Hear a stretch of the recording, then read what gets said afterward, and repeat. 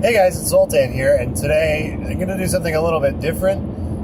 You might notice that I'm in my car, so right now I'm actually on my way to the movie theaters on what you might call my otaku pilgrimage. One of the very first series that I ever watched, if you watched my history with anime, you'll know is Digimon, and I actually ended up going back and watching the first 4 seasons of it back when I was in college, starting to get back into anime. The first 2 seasons really resonated with me as something that wasn't crap, that I watched when I was a kid and actually enjoyed then and now.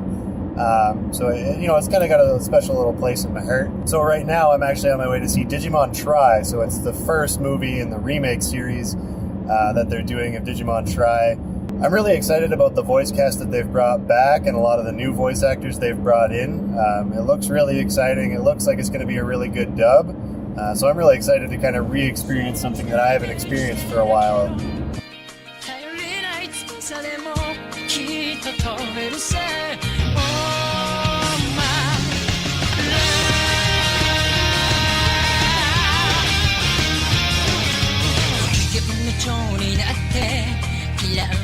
So we just got here, running a little bit late, so hopefully this theater isn't packed. I don't know. Are a lot of people really into this Digimon thing?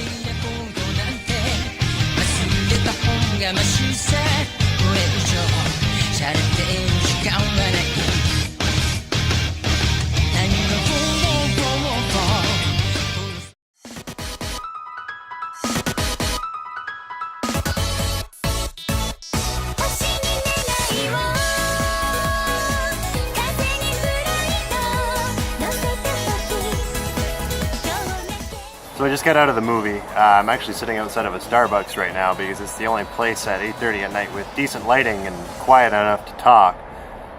Just like my quick thoughts about the movie, it was really nostalgic. I mean, I had a smile on my face the whole time. It felt like a Digimon movie. It was a lot of fun. There were definitely some problems. There were some times where the animation didn't really feel like it held up, and I think the sound design probably could have used a little more balancing, but it also might have just been the theater speakers I was listening to it on. Overall, it was a really great movie, a lot of fun.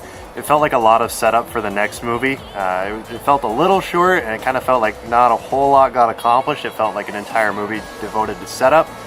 But I guess there are a lot of sequels coming, so I guess that's probably where they're going with that. But we actually did get, going in, we got these little Digimon Tri, I guess like postcardy looking things. And we also got this guy, which is really cool. It's kind of like a mini poster almost, but it's actually made of like pretty thick cardstock. It's actually really solid. Agumon holding some Canadian flags, which is pretty awesome. It says, "To our US Digidestined." I don't know if you can read that. So I mean, they kind of mixed that one up because Canada and the US are 2 separate countries. They got the flag right. They just I guess they only wanted to print one version of the writing, or the Japanese don't know about Canada. But that's okay. We'll definitely educate them on Canada someday. Digimon Tri Chapter 1 English dub was a lot of fun. I consider Digimon something of a gateway drug for me, as it was probably the first anime series I enjoyed as a kid and then still enjoyed rewatching as an adult. Yes, this is the dub version. I'm sure there are tons of Japanese fans out there that would have a completely different take on the films, but for those of us who grew up on the Digimon dubs, this was a great trip down memory lane. There were some great callbacks to the original series, and seeing so many returning voice actors definitely made this feel a lot like the old series. Among the returning voice actors were Joshua Seth as Tai, Mona Marshall as Izzy, Colleen Villard as Sora, and Felice Sampler as Mimi. Some of the great new additions to the cast included Vic Mignogna as Matt and John Young Bosch as TK. Almost all of the Digimon had their original voices as well, except for the notable changes of Jeremy Lee voicing Biyomon and Kate Higgins voicing Gatomon, and both of them did a marvelous job. I thought the dub was excellent, and while the story felt a little lacking, the dialogue kept me interested, and getting to see these characters interact again and seeing how growing up has changed them was definitely enough to keep me happy with this introductory film. To confirm, when I listened to a few clips from the subbed version, the sounds were noticeably cleaner and more balanced, so I guess the speakers in the theater I was in distorted some of the audio for me. I'm really excited to see where they take the next films, and it'll be tough not to watch the subbed versions, seeing as they are pretty far ahead, but if you're a Digimon fan of the past, definitely check out the dub. It should bring back some great memories. Since I don't have any experience with the Japanese version of the show, I'd love to hear your thoughts on those versions of the movies in the comments, and if you're a fellow US Digidestined like myself, then leave your personal story with the show down there too.